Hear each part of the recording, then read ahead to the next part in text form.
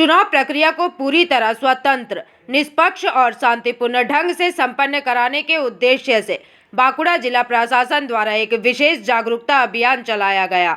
रविवार को बांकुड़ा के जिलाधिकारी एवं जिला निर्वाचन अधिकारी अनीश दासगुप्ता ने इस वर्ष के चुनाव मस्कट का विधिवत उद्घाटन किया।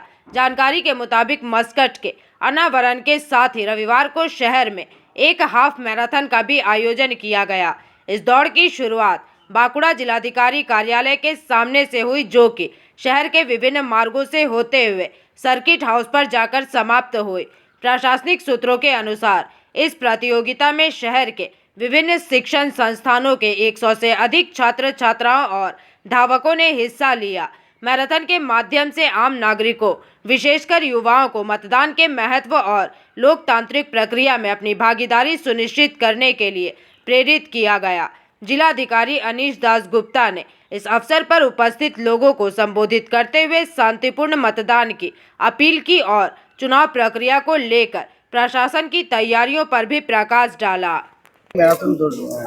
আজকে যে আগত যে বিধানসভা নির্বাচন রয়েছে সেই বিধানসভা নির্বাচনকে সুষ্ঠু এবং অবাধ করার জন্য ভারতের নির্বাচন কমিশন কর্তৃক এবং জেলা প্রশাসন কর্তৃক একটি হাফ ম্যারাথনের আয়োজন করা হয়েছিল।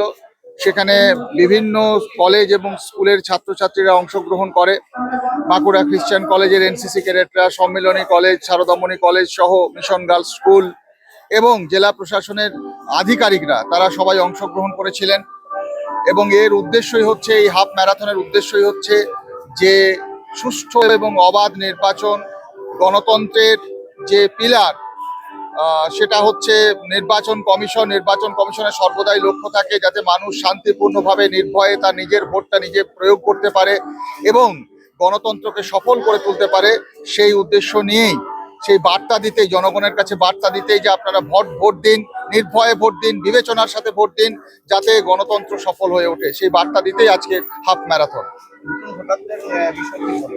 নতুন ভোটাররা তারা তো দেশের ভবিষ্যৎ, জাতির ভবিষ্যৎ, তারাই দেশকে এগিয়ে নিয়ে যাবে। बांकुड़ा से अनुप रॉय की रिपोर्ट, पीवीटीवी न्यूज।